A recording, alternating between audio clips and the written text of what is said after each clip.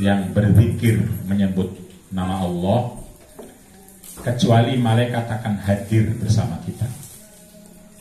Jadi di samping kanan kiri kita tidak hanya Raqib Atid ya, tapi juga malaikat-malaikat lain yang hadir turun bersama kita untuk ghasyiyatuhumur rahmah, untuk memastikan kita semua terpenuhi dengan penuh dengan kasih sayang. Wa nazalat alaihimus sakinah, dan juga menurunkan ketenangan, keharmonisan, keindahan, kebahagiaan. Dan nama-nama kita disebut oleh Allah di hadapan orang-orang atau malaikat-malaikat yang ada di sisi Allah Subhanahu wa ta'ala. Semoga apa yang telah kita lakukan menjadi bagian dari apa yang disebutkan oleh Nabi, sehingga benar-benar malaikat menurunkan kerahmatannya, ketenangan, serta kebahagiaan untuk kita semua. Amin ya rabbal alamin. Pertanyaannya adalah, bagaimana bisa kita tenang dengan berzikir kepada Allah?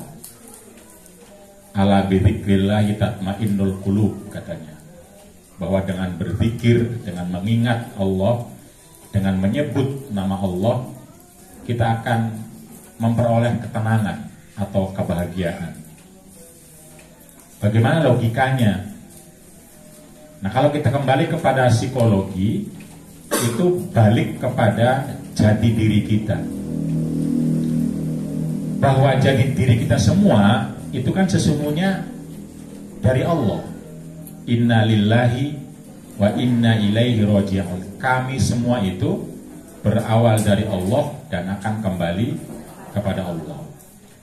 Dulu kita bukan siapa-siapa. Halil insani, kita semua dulu bukan siapa-siapa. Ini mak-mak yang ada di sini paling jauh usia 70 tahun kalaupun ada ya. Mungkin tidak ada sih. Paling nggak saya 50 deh. Atau Mas Dharma ini.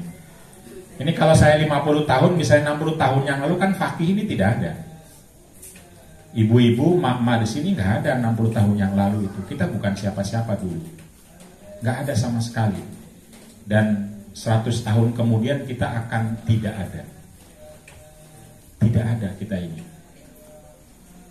Dan hidup kita sekarang ini juga tidak punya arti apa-apa. Mari kita lihat misalnya dengan jumlah penduduk dunia. Ada berapa miliar sekarang dunia itu? 7 atau hampir 8 miliar. Coba kalau dikumpulkan, apakah kita akan disebut sama orang nama kita itu? Akan diingatkah kita? Apalagi jika dibandingkan dengan seluruh makhluk hidup yang lain, yang begitu banyak di bumi ini. Belum lagi ditambah dengan planet-planet yang lain. Galaksi kita itu tidak satu, tapi bergalaksi-galaksi. Setiap ada temuan satu teropong bintang, dari dulu sampai sekarang, temuan terbaru, kita sekarang melihat bintang itu kan terlihat bintang yang paling jauh. Itu kecil sekali. Kalau pakai teropong itu terlihat lagi di belakang ada bintang lagi. Setiap ketemu teropong terbaru, itu di belakangnya selalu ada bintang yang nggak bisa dilihat oleh teropong tersebut. Itu saking banyaknya bintang gemintang. Dan yang kita tahu sedikit sekali, lebih banyak yang tidak kita tahu, memakai alat apapun. Itu untuk menunjukkan bahwa kita semua itu nggak ada nilainya apa-apa. Kita ini, sehebat apapun, sekaya apapun, apa yang kita miliki, sekaya apapun, lebih banyak lagi yang tidak kita miliki. Apa yang kita ketahui, sepintar apapun, lebih banyak lagi yang tidak kita ketahui. Apalagi kalau mengingat dulu kita bukan siapa-siapa, besok juga kita mati bukan siapa-siapa lagi. Apalagi kalau kita lihat di dalam tubuh kita. Di dalam tubuh kita ada banyak organisme, ada banyak makhluk hidup yang kita tidak bisa mengendalikannya. Nggak bisa. Ada orang yang kena sampah sedikit sakit, ada orang tidak. Itu kan di dalamnya ada organisme, ada bakteri, ada makhluk hidup yang bekerja untuk kita, tapi kita tidak punya kendali. Kita nggak tahu. Kok ada orang bisa melek lama, ada orang bisa pintar, ada orang di dalamnya itu ada banyak sekali hal yang kita tidak bisa mengendalikan. Di dalam diri kita, apalagi di luar diri kita. Ada cuaca, ada cahaya, ada alam, banyak sekali. Kita ini bukan siapa-siapa. Sepintar apapun, sehebat apapun, dibanding makhluk yang lain begitu banyak, dan dibanding seluruh kehidupan, atau paling tidak dibanding usia bumi yang sudah miliaran bahkan mungkin triliunan, kita itu bukan siapa-siapa. Nah karena itu kita diminta untuk agar menjadi siapa-siapa, itu kita mengingat Allah Subhanahu wa ta'ala. Karena Allah lah yang maha besar. Jadi kita mengingat Allah itu untuk mengingat bahwa kita akan bermakna ketika kita mengingat Allah. Kita akan memiliki nilai, kita akan memiliki makna dalam kehidupan ini ketika kita mengingat Allah Subhanahu wa ta'ala. Karena itu kita selalu bilang Allahu Akbar ketika sholat. Jadi kita besar bersama Allah, kita bermakna bersama Allah. Karena itu kenapa kita perlu berpikir agar supaya jiwa kita, hati kita lapang, besar. Kalau tidak kita akan sempit. Anak muda kena jerawat satu aja pusingnya 3 hari. Itu karena nggak lapang hatinya. Padahal jerawat, kenapa tidak kita bilang sebagai tato yang indah misalnya? Itu kan soal cara pandang. Mungkin mak-mak nggak laku sedikit dagangannya pusing. Itu padahal nggak laku itu kan kemarin juga pernah, besok juga akan terjadi. Nah kalau kita mengingat Allah, maka diharapkan hati kita seluas samudra untuk mudah menerima. Tentu saja bukan berarti kita tidak bisa merasakan sakit, pasti kita merasakan, tapi itu kita lalui. Sebagaimana dulu kita pernah sakit juga, kenapa kita harus terlalu membesarkan rasa sakit itu? Jadi mengingat Allah itu tujuannya bukan untuk Allah, karena Allah sudah besar tanpa kita ingat. Allah sudah Tuhan tanpa kita sembah. Justru mengingat Allah, berzikir, baca sholawat tadi, itu tujuannya untuk kita. Karena tujuannya untuk kita, pertanyaannya, kita lapang belum? Kalau belum lapang berarti zikir kita belum berguna. Kalau masih misu-misu, misu-misu masih marah-marah, berarti kita belum berguna zikir kita. Kita belum ingat bahwa Allah itu Rahman Rahim. Tadi Asmaul Husna itu kalau dicek, sebagian besar itu adalah Jamal. Jamal itu keindahan, keagungan.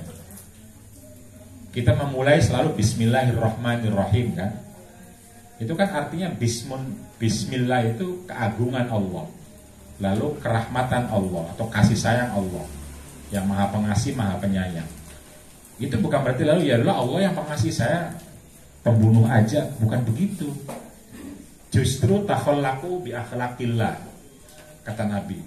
Kalau Anda mengingat itu, cobalah gunakan akhlak kasih sayang itu. Untuk siapa?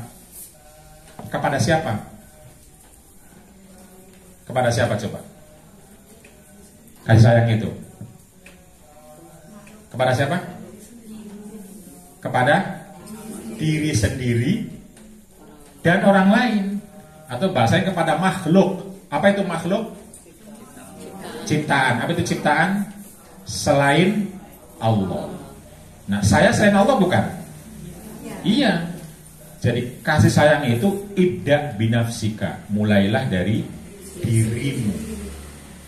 Jadi kalau sudah Bismillahirrahmanirrahim itu, lihat dulu saya disayangi enggak?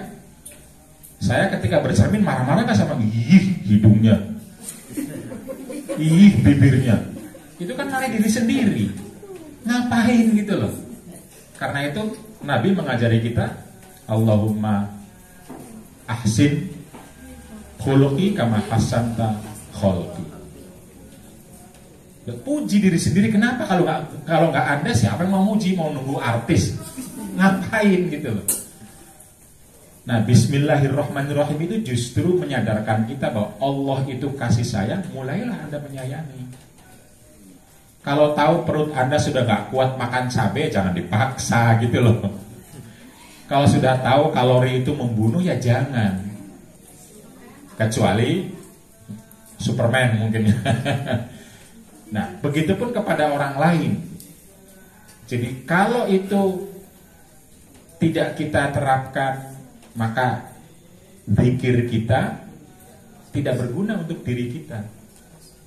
Kita hanya meminta Allah yang bekerja langsung. Jadi Allah seperti pembantu, tolong. Dikit-dikit Allah, dikit-dikit Allah. Allah ini gimana nih? Allah ini gimana nih? Padahal kita sendiri bisa berbuat, gitu. Kita sendiri bisa melakukan. Jadi saya ingin bersama-sama sesungguhnya ya, kita semua termasuk saya juga senang sekali ketika berpikir itu untuk mengingatkan sifat-sifat Allah yang Jamal, Rahman, Rahim. Itu di Al-Quran itu kata Rahmah itu disebut sampai 300 kali. Sementara kata Qahar, kata Jabbar itu cuma 1 kali. Tetapi kita lebih senang, termasuk pada diri kita, apalagi pada anak. Nah ini kan konteksnya nanti relasi. Jadi sesungguhnya Allah itu dengan zikir, dengan Quran, dengan sholawat tadi, dengan teladan Nabi, itu ingin menyepuh kita semua agar menjadi pribadi yang rahmatan lil alamin dan akhlakul karimah. Dengan zikir, dengan lain-lain itu tujuannya. Nah karena itu ya mari kita mulai.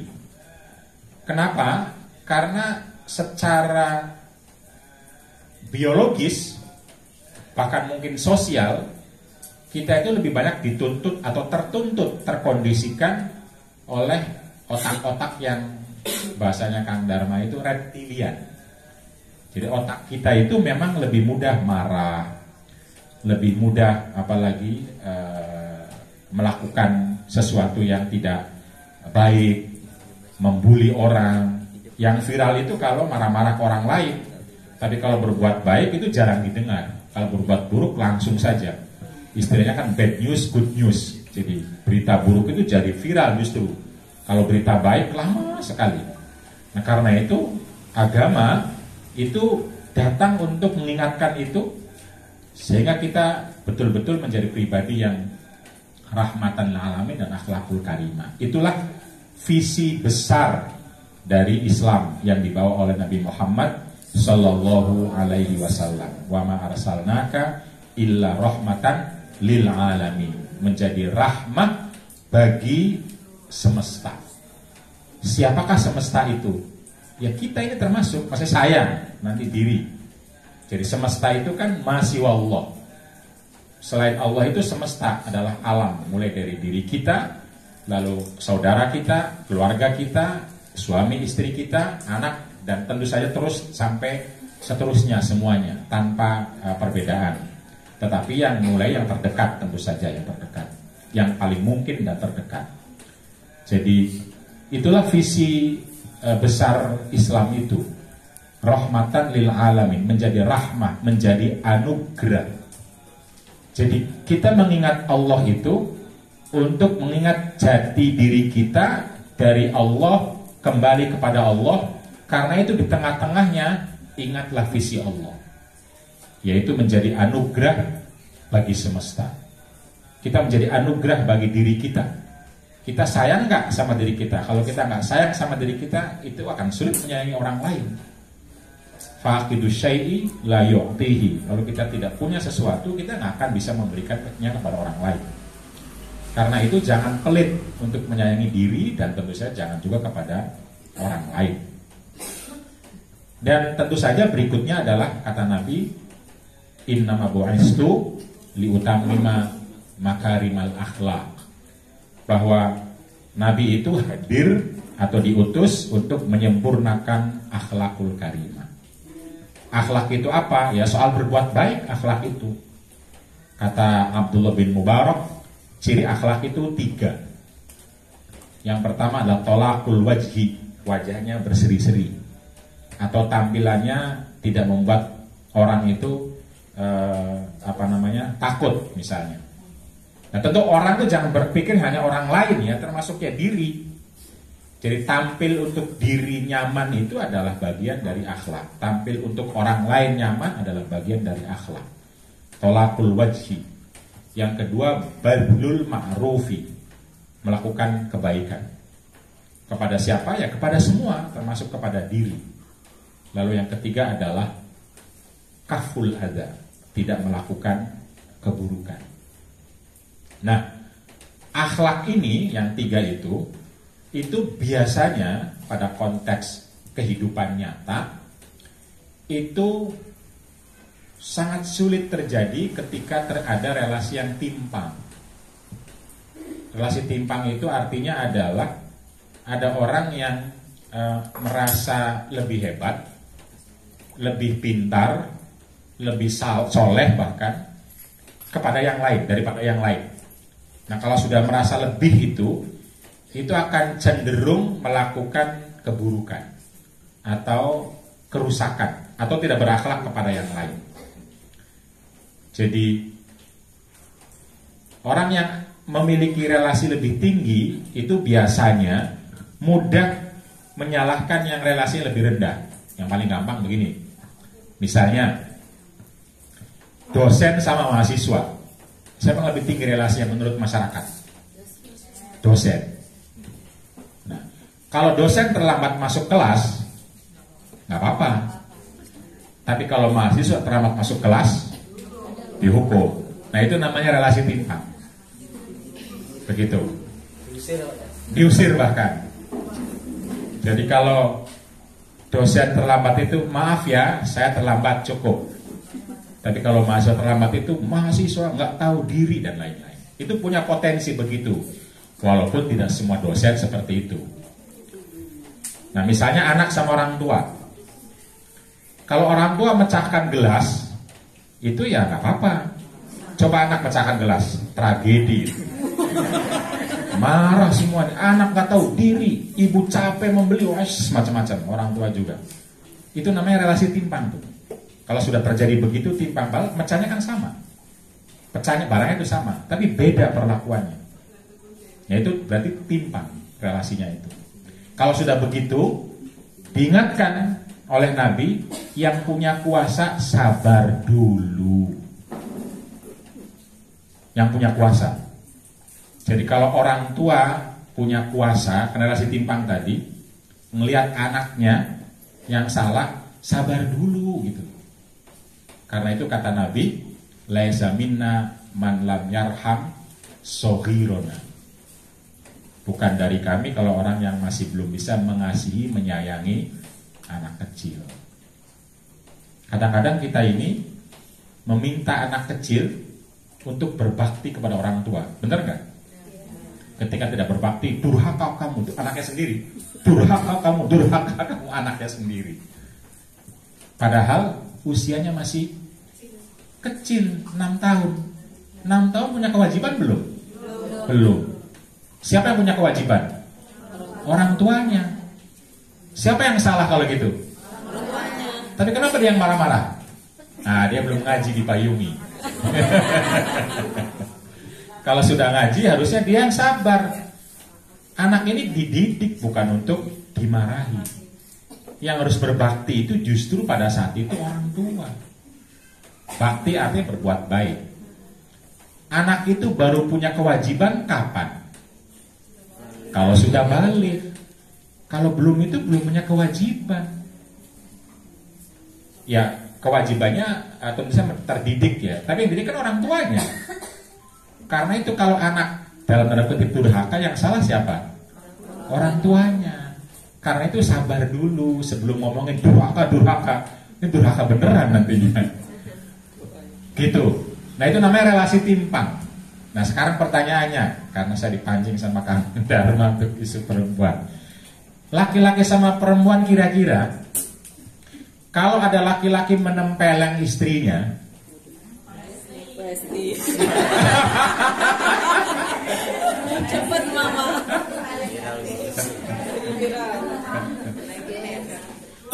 paling tidak pandangan umum lah. Atau gini bahasanya, kalau ada suami meninggalkan rumah 3 bulan, kan nggak apa-apa, itu biasa aja. Coba kalau perempuan meninggalkan rumah 3 bulan, langsung dibilang nusus, ya kan? Atau apa namanya tuh? Ya pokoknya tidak taat sama suami lah. Puri katanya, puri. Jadi kalau suami melakukan, anggaplah misalnya kekerasan, itu ya sabar dong istrinya. Tapi begitu istri yang melakukan kekerasan, itu tragedi. Sekarang kan Lesti aja masih banyak yang mengatakan suruh sabar kan. Coba kalau Lesti yang membanting Bilar itu, kiamat dunia itu. Ya misalnya payungi apa emang mereka Lesti belajar karate di payungi. Jadi itu namanya relasi timpang.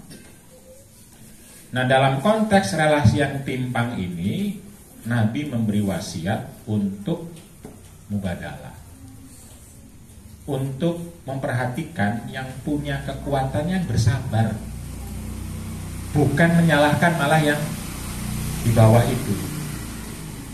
Jadi bahasa Nabi, istausu bin nisa ya khairan fa innama hunna awanin indakum wa laysa tamlikuna ghairu dzalik. Wahai laki-laki juga nih, laki-laki. Wahai laki-laki, saya titipkan agar Anda berperilaku baik terhadap perempuan. Kenapa? Kata Nabi, karena perempuan biasanya itu dianggap tidak berarti di mata laki-laki. Dianggap tawanan, dianggap lemah. Karena dianggap lemah, maka laki-laki gampang nempeleng, gampang nyuruh-nyuruh seenaknya, gampang marah-marah, gitu loh. Betul Bu? Betul Bu?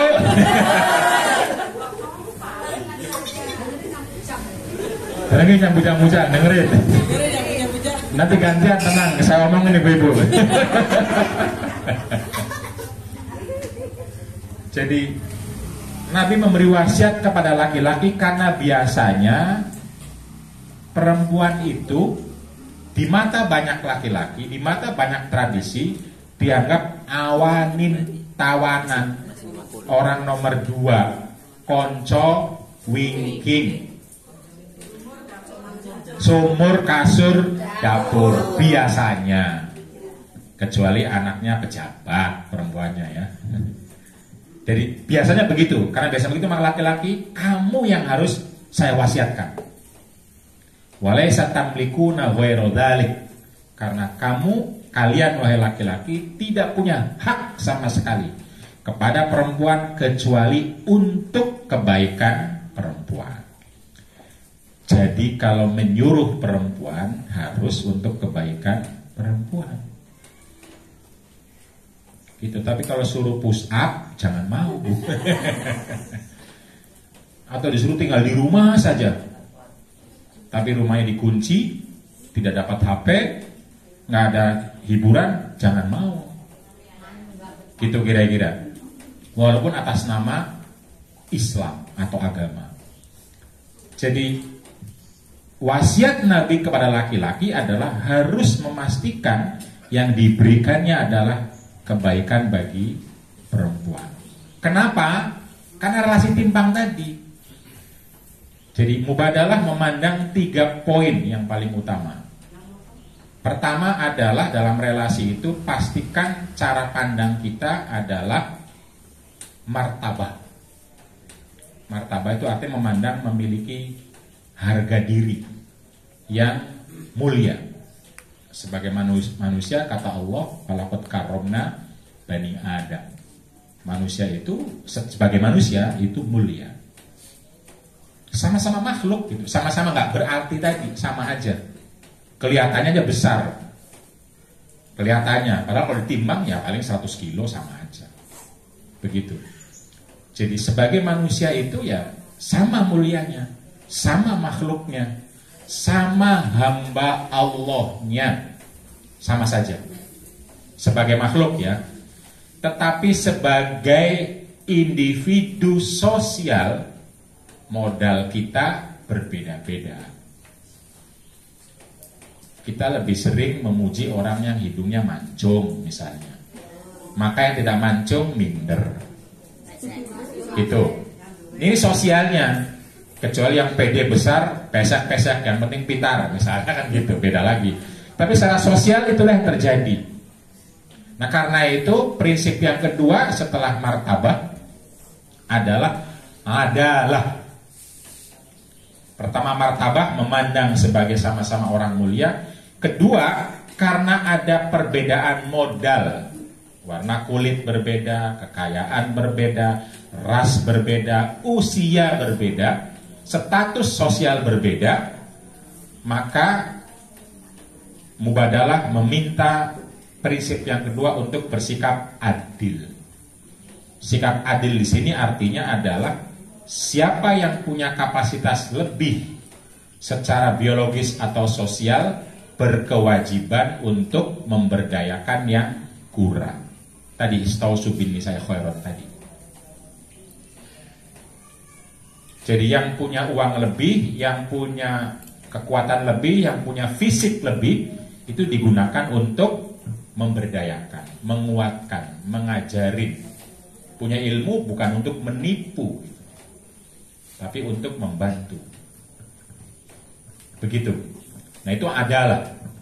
Yang ketiga adalah maslahah. Jadi martabah adalah maslahah. Maslahah itu artinya memastikan semua potensi dalam relasi itu agar bisa melakukan dan memperoleh kemaslahatan dalam hidup, kebaikan dalam hidup. Nah itulah relasi kunci dalam mubadalah itu. Nah, karena itu ini akan dipakai terutama pada relasi yang timpang tadi. Misalnya kalau konteks laki-laki dan perempuan. Kita seringkali mendengar di mana-mana lah. Kalau perempuan keluar malam, lalu misalnya diperkosa, yang salah adalah perempuan. Benar gak? Salahnya keluar malam. Padahal dia sudah jadi korban. Yang memperkosanya, ya kan laki-laki. Laki-laki itu tegang, laki-laki itu dan lain-lain. Hormonnya besar. Jadi laki-laki itu nggak disalahkan, itu karena rasa timpang tadi. Jadi perempuan itu sudah jadi korban pun dia salah. Tidak hanya malam hari, siang hari diperkosa juga salah. Jangan-jangan pakaiannya, jangan-jangan cara jalannya. Nah itu relasi timpang itu. Jadi laki-laki akan selalu benar. Pasal pertama. Pasal kedua kalau laki-laki salah, lihat pasal 1. Nah itu relasi timpang itu. Nah pada relasi timpang ini penting sekali untuk membela perempuan. Wajib hukumnya. Karena kalau tidak, maka laki-laki akan semena-mena menggunakan Quran dan hadis untuk terus menyalahkan perempuan. Perempuan akan salah terus. Terjadi perceraian, salahnya perempuan. Terjadi poligami, salahnya perempuan. Anak nakal, ibunya kemana? Aktif dipayungi, jangan-jangan. Tapi begitu anaknya pintar, siapa dulu bapaknya? Betul gak Bu?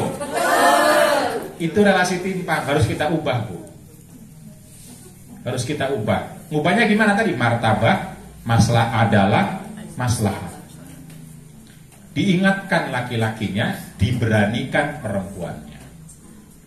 Bukan untuk melawan laki-laki beraninya, tetapi untuk mengajak laki-laki. Kalau untuk melawan itu timpang lagi. Misalnya begini kasusnya. Seringkali dulu, mungkin bukan orang Lampung, apalagi metro ya. Dulu laki-laki itu kalau mau menikah pengennya sama perempuan yang masih unyu-unyu, yang masih muda. Misalnya dia usianya 30 Atau 35 pengennya sama umur 15 tahun. Yang belum punya pengalaman biar mudah diatur gitu. Perempuannya juga ya mau aja karena dididik sejak kecil untuk mencari orang yang mengayomi. 35 kawin sama 15 karena timpang maka yang suami banyak ngatur, banyak nyuruh, banyak mungkin marah-marah. Nanti begitu suaminya umur 70, istrinya umur 35 gantian. Yang marah-marah istrinya. Dasar tua bangka umur 70 minum obat yang gak ngerti-ngerti. Nah itu relasi timpangnya berubah. Tadinya laki-laki ke perempuan, jadinya perempuan ke laki-laki. Ketika laki-lakinya mencari nafkah, lalu merasa punya uang banyak, pulang ke rumah ngatur seenaknya istrinya. Ngapain aja di rumah? Nganggur aja ya. Saya nyuci aja kan gampang. Nah kata laki-lakinya, pakai mesin cuci kan bisa. Saya capek 8 jam di luar nih, pijit dong. Kira-kira begitu. Nah nanti kalau suaminya sakit gantian tuh. Atau kalau tiba-tiba istrinya yang justru bekerja dapat uang, gantian suami yang dimarah-marahi bila perlu gugat cerai. Sekarang banyak tuh gugat cerai itu. Nah, mubadalah mengajak laki-laki dan perempuan untuk tidak memarahi ketika kaya, tetapi mengasihi laki-lakinya juga perempuannya. Jadi laki-laki ketika punya dan tahu relasinya misalnya tadi, ya dia orang mulia, martabah. Adalah Anda bertanggung jawab untuk memastikan sekalipun istri lebih muda, bukan untuk dimarahin, bukan untuk disuruh, untuk dimuliakan, diberdayakan. Sehingga dia belajar dari suaminya, besok akan melakukan hal yang sama. Semakin tua, semakin sayang gitu loh. Begitupun sebaliknya, ketika si istri misalnya kayak mak-mak di sini itu tiba-tiba lebih kaya dari suaminya, bukan menggugat cerai, malah sebaliknya dia berbangga menjadi orang yang bertanggung jawab, menjadi orang yang memberikan nafkah, menjadi orang yang memberikan manfaat, menjadi orang yang memberikan maslahat. Itulah inti dari visi rahmatan lil alamin. Anda menjadi anugerah bagi keluarga, maka Anda adalah yang terbaik. Khairukum li ahlihi. Yang terbaik adalah yang bisa melakukan kebaikan untuk keluarganya. Kalau Anda sudah bisa berbuat baik kepada keluarga, ngapain gugat cerai? Anda kalau mencari suami yang lain juga sama aja dapatnya itu. Laki-laki lain sama aja. Karena itu sadarkan suami yang ini, daripada mencari suami baru belum tentu sadar juga. Tambah parah katanya. Mendingan ajak suaminya ngaji di sini, Bu. Ajak, disadarkan bahwa kalau bapak tidak punya pekerjaan, nggak usah merasa rendah diri. Bapak tetap mulia kalau bapak bisa mengasuh anak. Bapak bisa menjaga rumah. Bapak bisa bersih-bersih. Karena bersih-bersih itu kebaikan. Kebaikan itu akhlak. Akhlak mulia nggak? Mulia. Karena itu kalau ada bapak nyetrika belum rapi, jangan dimarahin, Bu, baru belajar. Misalnya mau nyetrika. Ini kan kadang ibunya pengen sempurna ngeliat suaminya, karena sudah belajar dipayungi, pengennya sempurna suaminya. Salah sedikit suruh payungi lagi. Ini belum sempurna ini. Jadi berkeluarga itu pada konteks mubadalah nanti adalah tanggung jawab bersama. Tentu saja dilakukan sesuai dengan perasaan, kemauan, kebersamaan, kesempatan, kemampuan. Itu silahkan dibicarakan. Laki-laki tidak akan hilang kelakiannya atau penisnya hanya karena memasak. Tidak akan hilang. Kasih tahu sama bapak-bapaknya itu. Nggak akan hilang, Pak, gitu. Tenang aja, masih ada dan berfungsi. Kadang laki-laki itu kan balik ke laki-lakinya dibilang laki-laki macam apa ini, takut sama istri. Ikatan suami takut istri, katanya. Istri. Padahal istri itu justru ikatan suami teladan bagi istrinya. Jadi Justru suami yang ingat. Nah, ini contoh kecil lagi relasi yang timpang itu. Kalau perempuan keluar rumah akan ditanya, anakmu sama siapa, keluargamu, rumahmu sudah rapi atau belum. Kalau laki-laki nggak pernah ditanya, Bu. Nggak pernah ditanya. Kemana-mana saya nggak ada yang tanya. Coba istri saya keluar, pasti tanya sama orang. Kan problemnya kan orang itu. Itulah relasi timpang itu. Sehingga perempuan kalau keluar dia punya beban dua. Sukses di luar, sukses di dalam. Laki-laki hanya diminta sukses di luar. Ketika tidak sukses, tidur aja lalu. Nah, ini problem sosial yang harus ditangani bersama. Tapi juga perempuannya harus hati-hati, harus sayang, harus menemani, bukan melawan. Karena kalau melawan nanti lari. Kalau lari nanti perang. Kalau perang kalah perempuan itu pasti. Kenapa? Para laki-laki udah punya senjata duluan, udah lama, udah ribuan tahun. Jadi kalau ada Lesti dipukul sama Bilar misalnya, itu bukan kita minta Lesti pukul lagi, bukan. Tapi didik si Bilar melalui penjara gitu. Dididik agar menjadi laki-laki yang penyayang. Jadi bukan untuk melawan. Jadi kita tidak perlu menggunakan narasi-narasi untuk lawan laki-laki, marahi laki-laki, salahkan laki-laki. Enggak. Tapi ajak mereka ke jalan yang benar, lurus. Ihdinas siratal mustaqim. Begitu. Apakah jalan yang benar? Jalan mubadalah. Kalau saya tadi martabak, maslahah adalah. Tapi tentu hidup ini tidak sempurna. Nggak ada, Bu, yang sempurna itu. Mencari laki-laki sempurna tidak akan ketemu sampai kiamat. Mencari perempuan yang sempurna tidak akan ketemu sampai kiamat. Karena kita adalah manusia. Manusia itu fa'alhamaha fujuroha wa taqwaha. Ada sisi baiknya, ada sisi buruknya. Sisi baiknya dibesarkan, sisi buruknya dikurangi, dikelola. Kecuali terus menerus buruk, ya tinggal aja, ngapain, capek hidup gitu. Tapi tentu saja ya perlu dikondisikan bersama melalui pendidikan, melalui pembelajaran, termasuk melalui doa-doa. Karena kita tahu tangan kita cuma dua, kaki kita cuma dua, yang punya kekuatan lebih banyak adalah Allah Subhanahu wa ta'ala. La haula wala quwata illa billahil aliyyil azim. Jadi doa penting, ibadah penting, tapi tangan kita digunakan, kaki kita digunakan, otak kita digunakan. Jangan hanya berpangku tangan menunggu Tuhan, menunggu Allah. Karena Allah bukan pembantu kita. Gitu. Jadi kembali kalau ke mubadalah adalah artinya relasi kesalingan. Ketika memandang orang yang dalam relasi Anda siapapun, suami maupun istri, lalu kemudian dianggap sebagai sama-sama mulia.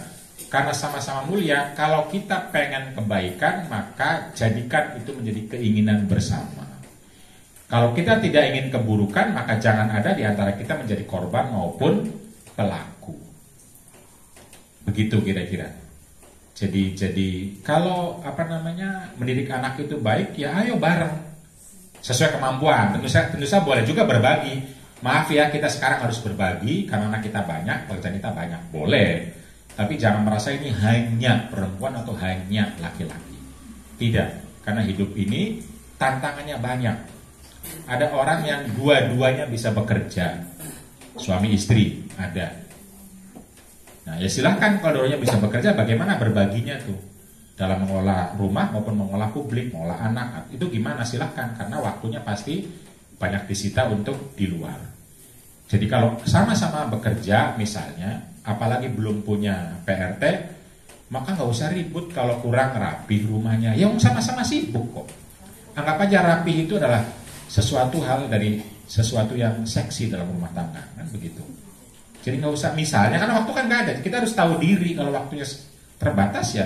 Kecuali salah satunya bersedia untuk tidak bekerja misalnya dalam arti keluar, maka pekerjaannya ada di dalam dan harus diapresiasi sama mulianya dengan yang di luar. Jadi ada yang dua-duanya bekerja, ada yang salah satu bekerja. Salah satu itu bisa laki-laki, bisa juga perempuan, sangat mungkin sekali, atau yang keluar negeri juga.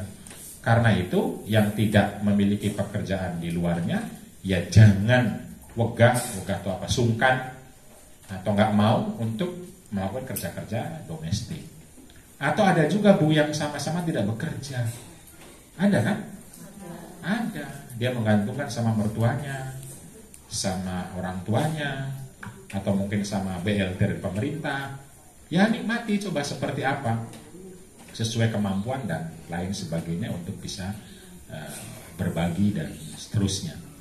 Jadi karena itu pesan dasar dari Mubadalah adalah bagaimana kita hidup berelasi untuk mengajak kebaikan bersama-sama atau berbagi, menghindari keburukan juga bersama-sama, jangan ada pelaku maupun korban. Dan karena itu setiap sesuatu yang kita anggap baik, ya mari kita kerjakan bersama. Jadi kalau ada istilah istri soleha, itu nggak selesai dalam Mubadalah, atau baru separoh. Harus ada suami soleh. Ya, suami soleh. Ya boleh, suaminya soleha boleh. Suaminya ibu soleha. Jadi kita tidak cukup hanya bicara. Jadi kalau ada ceramah yang ngomong istri soleha saja, itu belum Mubadalah, baru separoh. Karena tidak mungkin istri menjadi soleha kalau suaminya tidak soleha. Jadi istilah soleha dan soleh itu istilah dalam relasi gitu loh. Relasi itu artinya, kalau istri soleha artinya adalah istri yang berbakti kepada suami, maka suami yang soleh adalah suami yang berbakti kepada istri. Jangan sampai istri berbaktinya kepada suami, suaminya berbakti kepada istri orang lain gitu loh. Atau berbakti kepada mahasiswa semuanya lalu lupa sama istrinya sendiri.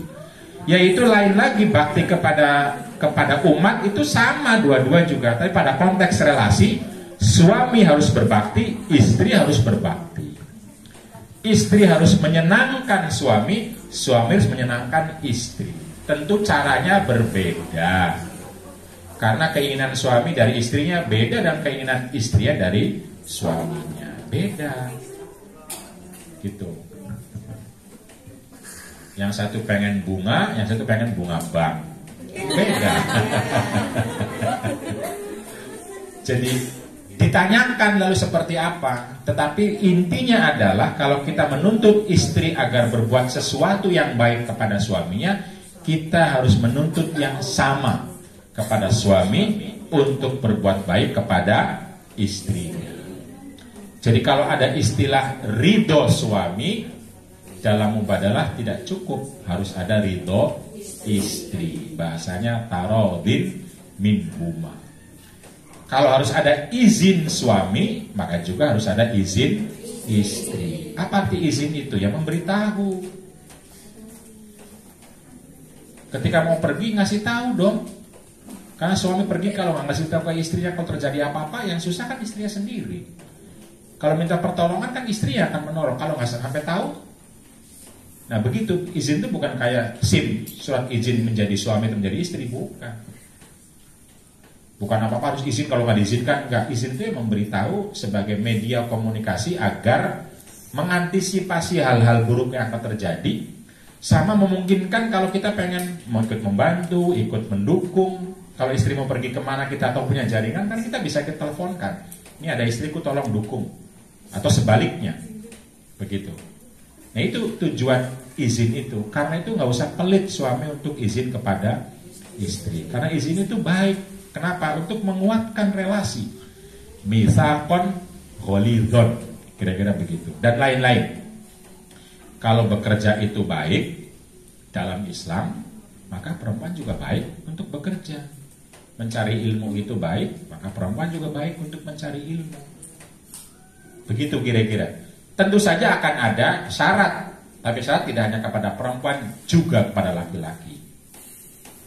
Begitu kira-kira. Karena itu kalau ada kejadian misalnya, tadi contoh kekerasan atau perkosaan atau apa, jangan dulu mudah menyalahkan perempuan.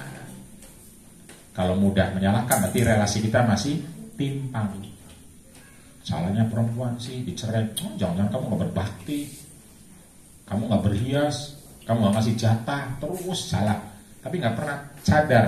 Padahal kehidupan tuh ya bisa jadi salahnya laki-laki, bisa jadi salahnya perempuan. Tergantung, cek dulu, tanya dulu, lihat dulu.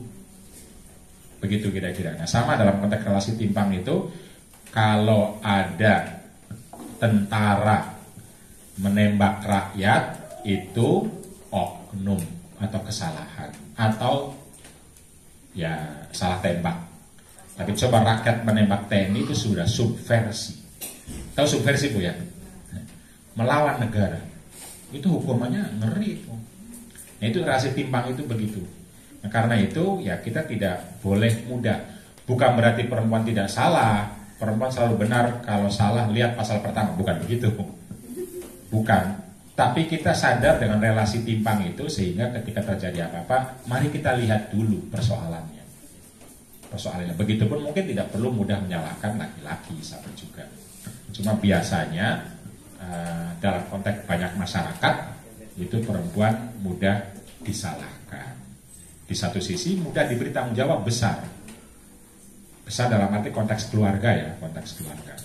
Nah, padahal tanggung jawab itu bersifat mubadalah, artinya sama punya tanggung jawab, tergantung kemampuan dan kapasitas. Jadi yang melindungi dalam keluarga itu tidak hanya laki-laki, tapi siapapun yang mampu melindungi. Jadi pemimpin keluarga itu kalau artinya pelindung, maka ya siapapun yang bisa melindungi.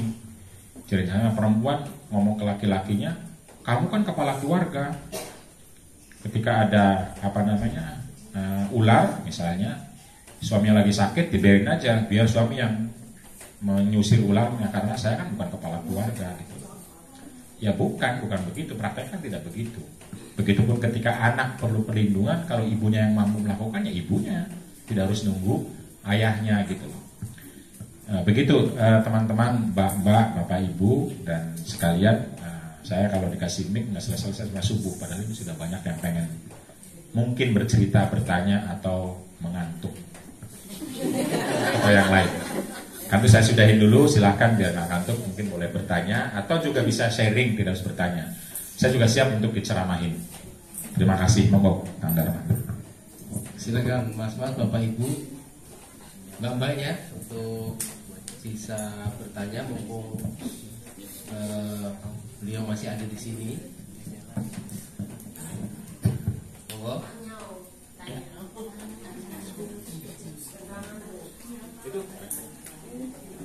Ya, silakan. Mic-nya tadi ada di situ ya? Itu. Hanya buat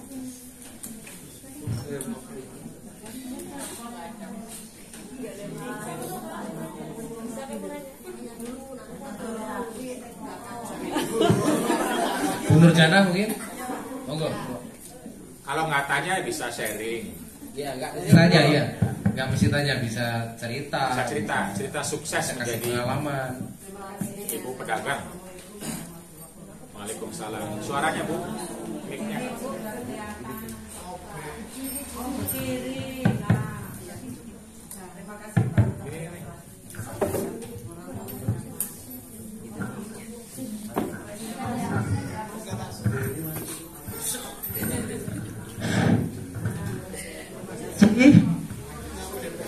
Apa yang disampaikan tadi, para ya bisa dikatakan dan perempuan atau ada persamaan hak.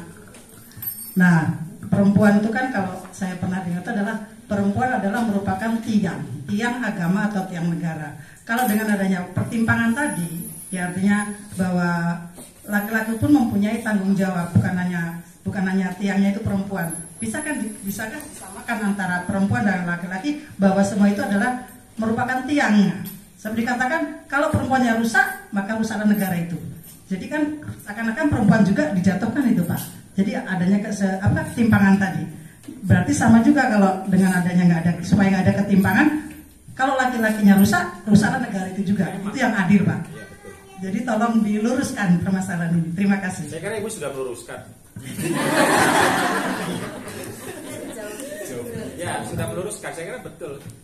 Jadi orang yang hanya ngomong bahwa perempuan adalah tiang negara, kalau titik ya salah.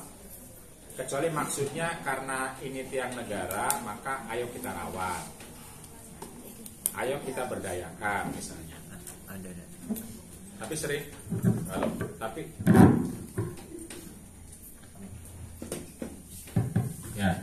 tapi seringkali ungkapan tiang negara itu artinya kalau rusak semua. Jadi ketika ada rusak semua itu salahnya perempuan. Nah, ini problemnya kan problem mengambil ibrah atau mengambil pelajaran dari ungkapan itu.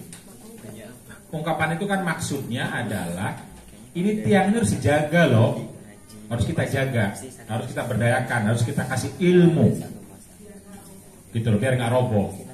Bukan kalau roboh salahnya perempuan, gitu loh, begitu. Nah karena prakteknya jadi tiang negara betul tidak hanya perempuan, laki-laki juga. Kan kalau lakinya rusak, perempuan ikut rusak. Negara juga rusak semua.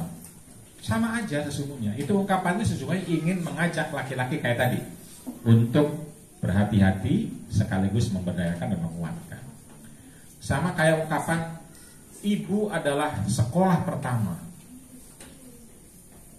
Emang anak tidak belajar dari bapaknya? Belajar nggak dari bapaknya? Kalau bapaknya marah-marah, anaknya ikut marah-marah nggak? Jadi al-ummu madrasatul ula itu bukan ingin mengatakan bahwa bapak bukan sekolah, bukan. Tapi ingin mengatakan, wahai masyarakat, kalau Anda pengen punya sekolah yang hebat, pintarkan dulu perempuannya, gitu loh. Bikin perempuannya mampu, pintar, mengerti, paham. Jangan sampai mudah doktrin oleh narasi-narasi yang tunggal lalu membenci semua. Karena kalau perempuan sudah membenci, anaknya akan ikut membenci. Itu kira-kira. Nah karena itu tujuannya ke situ. Karena prakteknya dalam kehidupan, kalau menurut Mubadalah nanti yang madrasatul ula itu bukan al-ummu, tetapi al-usratu, keluarga. Keluarga adalah sekolah pertama. Keluarga artinya ya ibu ya bapak, ya kakak ya paman yang ada dalam rumah itu. Karena orang begitu lahir yang dilihat keluarganya. Sekolah kan nunggu 7 tahun, nunggu 6 tahun dari keluarga dulu.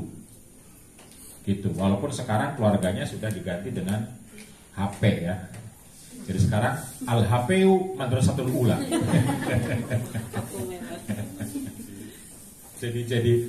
Jadi nggak bisa kalau ungkapannya itu kenapa saya bilang relasi timpang itu, karena setiap ungkapan digunakan justru untuk menyalahkan perempuan. Padahal awalnya maksudnya untuk memberdayakan dan menguatkan perempuan, tapi dipakai justru untuk menyalahkan dan ya tadi seperti yang saya bilang. Jadi karena itu kita jangan ikut seperti mereka yang mudah menyalahkan dengan ungkapan-ungkapan yang sudah kadung muncul di masyarakat. Kalau itu ada, maknai dengan cara mubadalah. Tadi ibu sudah mubadalah memaknainya. Yang tiang negara tidak hanya perempuan, tapi juga laki-laki. Karena begitu rusak laki-laki juga rusak sejagat ini. Karena laki-laki bisa menipu, bisa membunuh, bisa menghasut, semua akan rusak. Begitu. Jadi nggak boleh perempuan nggak boleh rusak, laki-laki nggak boleh rusak. Atau sebaliknya, kalau ada kerusakan jangan hanya menyalahkan perempuan, tapi lihat juga laki-laki. Tapi problem kita ya itu karena narasi timpang tadi. Ketika ada anggota dewan perempuan, ini nyata nih Bu, gebrak meja marah-marah, wah itu emosional untuk perempuan, jangan dipilih lagi. Ya, begitu laki-laki gebrak meja marah-marah, wow itu gagah berani itu laki-laki. Nah itu narasi timpang itu, problemnya begitu. Nah karena itu ya mari kita maknai. Kalau gebrak meja marah-marah itu salah, ya salahkan semua. Kalau kita pengen orang tegas dalam pertemuan, tegas tanpa harus gebrak meja dan marah-marah. Misalnya begitu ya. Jadi makasih Bu, Ibu sudah bermubadalah ria. Nah, kita tunggu ibu-ibu yang lain. Ini lagi yang lain? Yang lagi bermubadalah ria.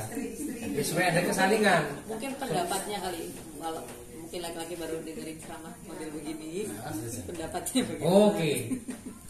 Jadi gimana pendapat laki-laki setelah ada Pak Yai yang pro terhadap pemberdayaan perempuan, bahwa perempuan itu mesti dikuatkan, perempuan mesti diberdayakan, bahwa perempuan itu tidak dilemahkan.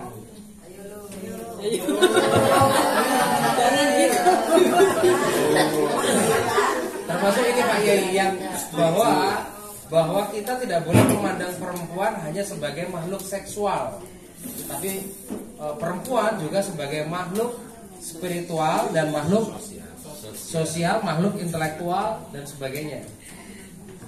Ya, perempuan juga jangan hanya memandang laki-laki sebagai ATM berjalan.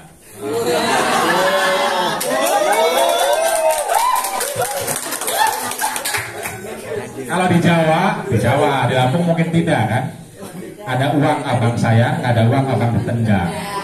Nah itu artinya perempuan yang belum mubadalah tuh, karena memandang hanya sebagai ATM berjalan saja. Laki-laki kan tidak hanya ATM, tapi juga spiritual, tapi juga sosial, tapi juga seksual gitu, dan lain sebagainya.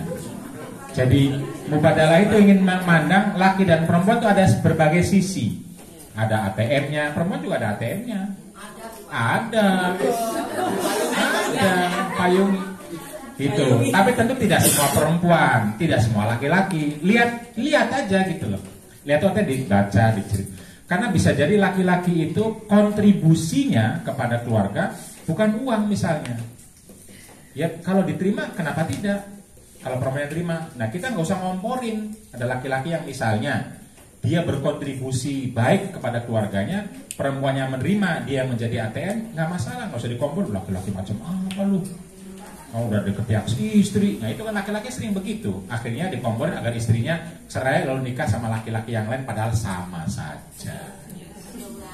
Banyak loh laki-laki yang mengomporin perempuan seperti itu, padahal udah baik-baik saja. Mungkin juga perempuan. Begitu kira-kira. Jadi memang dalam perspektif mubadalah kita angkat bagaimana agar perempuan tidak dipandang oleh laki-laki hanya semata seksual. Kalau cantik mari sini, kalau tidak cantik sono pergi. Lalu ganti. Minggat. Cari yang lain. Nah ini laki-laki kan diajarin begitu.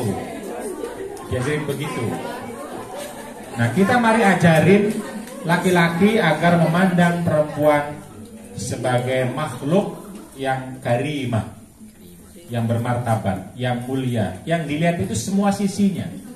Sebagaimana kata Quran, fa in karihtumuhunna fa asa an takrahu syai'an wa yaj'alallahu fihi khairan katsiran. Laki-laki bisa jadi Anda ada memandang sesuatu yang kurang dari istrimu itu. Lihatlah kebaikan-kebaikan yang lain, kelebihan-kelebihan yang lain.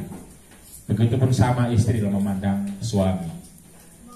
Ini kadang-kadang cara pandang kita sudah cara pandang kuda, sudah dididik begitu sejak kecil. Kalau melihat laki-laki ya uangnya saja gitu. Jadi cita-cita terbaik perempuan itu katanya menikahi kakek-kakek yang sudah tua mau meninggal kaya raya. Sugar daddy kan. Ini sudah dididik di mana-mana gitu begitu. Nah itu di pendidikan yang tidak mubadalah. Karena kalau begitu nih yang muda-muda nggak laku-laku. Kasihan. Ya.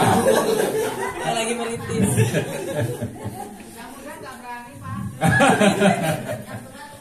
Ya, tukar tambah.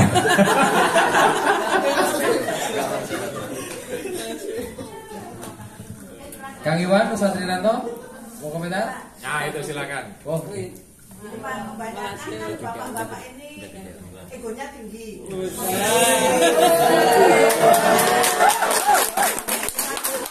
Bagaimana cara mengatasinya bapak-bapak yang egonya tinggi? Kenapa? Terima kasih. Ya tentu saja tergantung ya egonya dalam hal apa. Kalau egonya anggaplah untuk kebaikan keluarga, misalnya ketika istri dilecehkan dia marah, itu kan kebaikan keluarga. Jadi ego itu tentu nanti dilihat prioritasnya seperti apa. Kalau ego itu akhirnya membawa keburukan kepada ibu-ibu, ya harus disadarkan harus dilatih, harus dididik, harus diajak ke pesantren ini, suruh mendengarkan ceramah saya, Bu. Agar dia berubah, bertransformasi menjadi pribadi yang tidak hanya egois, tapi harus altruis. Diingatkan bahwa relasi itu, atau relasi sakinah, bahasa Qur'annya ya, ada ayat undangan, ayat yang selalu ada dalam undangan nikah. Wa min ayatihi an khalaqalakum min anfusikum azwajan litaskunu ilaiha. Itu ayat undangan kata Allah. Karena ada di undangan terus. Jadi litaskunu menjadi sakinah itu syaratnya dua atau modalnya dua. Pertama modalnya adalah egois. Itu penting egois itu, Bu. Egois itu artinya kan saya pengen dapat. Itu namanya mawaddah.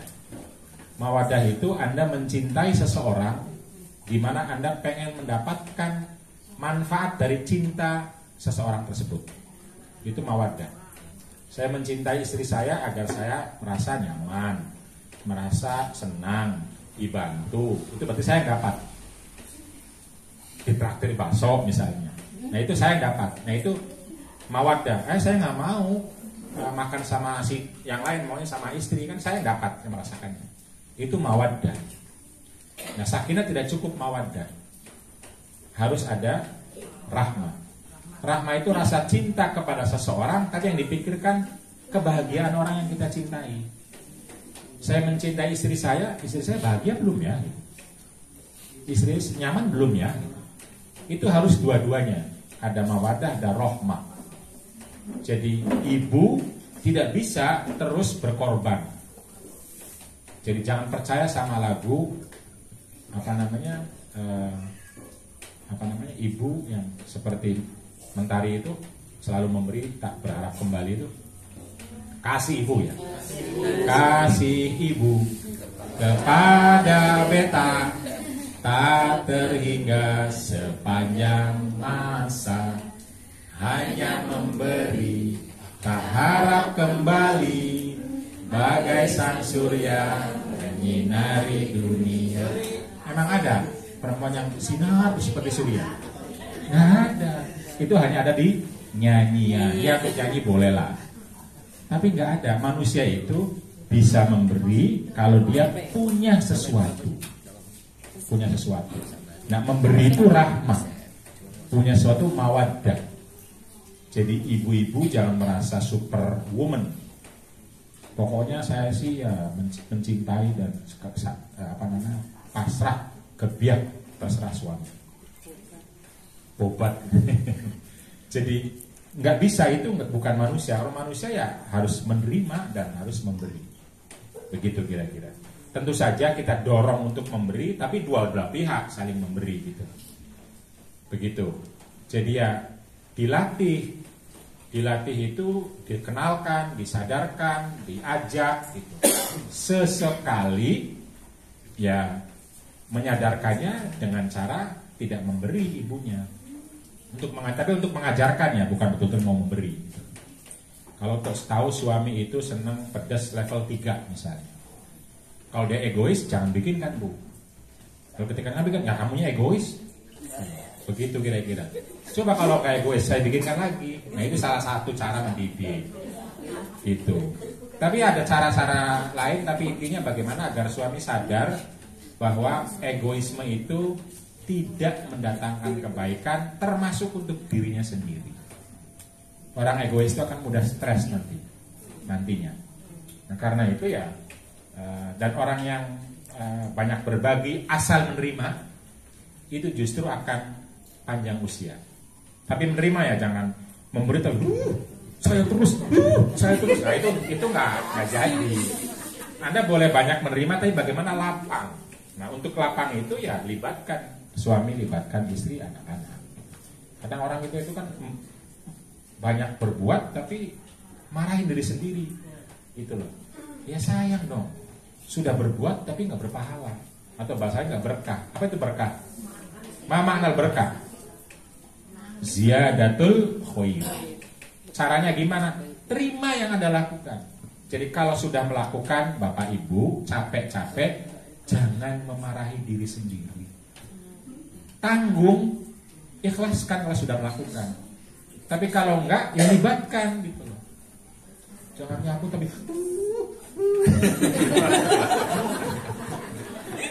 anaknya sama saya tapi cubitin lah sampai nangis-nangis kan. Ya kalau sudah ya terima dengan lapang, tapi dididik agar dilibatkan. Jadi egoisme itu akan baik kalau dibarengi dengan altruisme. Jadi begitu ya. Egoisme itu artinya kan dirinya dapat, tapi tidak hanya, tapi juga pasangannya juga dapat. Bagaimana caranya? Ya cari waktu untuk ngobrol. Ini kadang-kadang kan suami istri yang belum jangan tanya ya. Pada suami istri kan begini, semakin lama itu malah semakin sedikit ngobrol karena asumsinya kita kan sudah 15 tahun menikah, mau ngerti-ngerti sih, nggak tahu-tahu gitu loh kadang-kadang. Saya ngobrol, padahal kalau ditanya, Bang mau masak apa? Terserah. Dek mau kemana kita? Terserah. Tapi pengen ngerti, tapi bacanya terserah terus sih gimana? Kalau sudah di rumah duduknya bareng, tapi yang satu pegang HP, yang satu pegang HP dengan teman-temannya sendiri, cekak gini sendiri. Tapi pengen ngerti suami istrinya ya nggak bisa, gitu. Ya cari waktu, bukan cari waktu ya, alokasikan waktu. Kalau relasi itu penting, maka alokasikan waktu, jangan waktu sisa.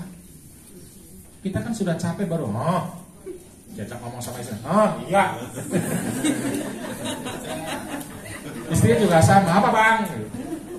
Dari jauh, tapi ngomong itu dasar psikologi itu harusnya berhadap-hadapan. Matanya memandang, kalau bisa saling minimal ya berhadap. Kang, Mas, Dek. Bukan jauh-jauh. Kalau jauh-jauh itu tidak akan masuk ke hati, masuknya hanya di telinga. Itu pun bikin mau.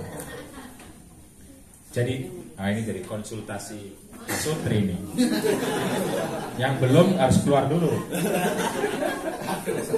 Jadi begini Bapak Ibu yang sudah jadi suami istri. Kalau Anda merasa dekat dengan pasangan Anda terus terganggu, nggak enak, nggak nyaman, itu tandanya energi cintanya kosong, bahkan habis dan minus. Harus diisi, harus diisi ulang, gitu. Jadi kalau duduk, tapi kalau sama teman yang lain, senang. Itu tanda energinya kosong. Kalau mau ngisi energi datang ke Cirebon ya.